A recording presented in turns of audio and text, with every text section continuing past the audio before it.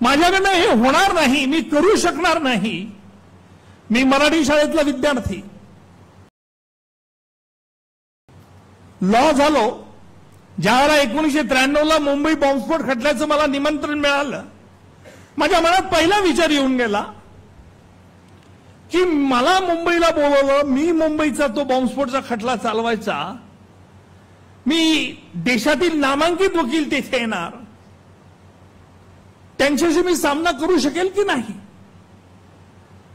त्या खटल्यातली आव्हानं पेलू शकेल की नाही, हे दोन प्रश्न त्यावेळेला माझ्याजवळ माझ्या 1993ला माझ्या मनात प्रथम उद्भवले.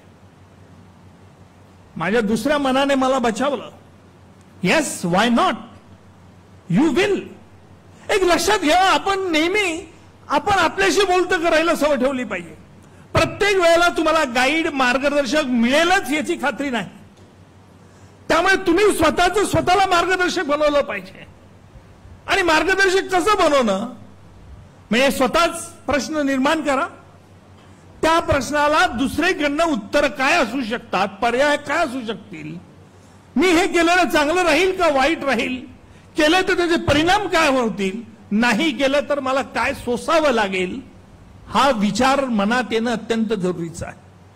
आणि ज्यावेळेला तुमच्या मनामध्ये हे विचार येतील त्यावेळेला त्यातून तुम्हाला मार्ग सापडू शकेल. पण माझ्यासमोर हा प्रश्न आहे, मी कोणाचा सल्ला घेऊ, कोणाचं मार्गदर्शन घेऊ, अजिबात नाही. जोपर्यंत तुम्ही स्वतःला गाईड म्हणून बनवून नाही, तोपर्यंत त्या प्रश्नाची उकल, त्या प्रश्नाचं उत्तर हे तुम्हाला मिळणार नाही.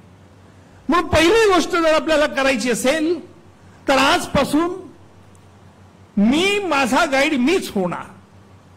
हरकत नाही, पहिल्यांदा चुका होतील.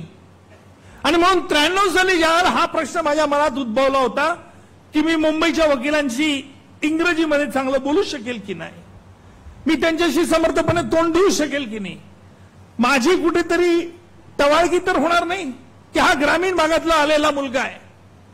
आणि खरोखर तुम्हाला आश्चर्य वाटेल, मुंबईच्या त्यावेळेला पत्रकारांनी देखील की why Ujjwal Nikam has been brought from Jalgaon, मुंबईला वकील नाही. ज्यावेळेला मुंबईचे त्यावेळेचे तत्कालीन पोलीस आयुक्त सामरा यांना हा प्रश्न पत्रकारांनी विचारला की तुम्हाला जळगावहून वकील का आयात करावा लागला, मुंबईला काय वकील नाही. मुंबईच्या सगळ्या वकिलांचं कान आणि लक्ष माझ्याकडे होतं, मी काय बोलतो काय नाही. तो पहिला दिवस मला आजही आठवतो.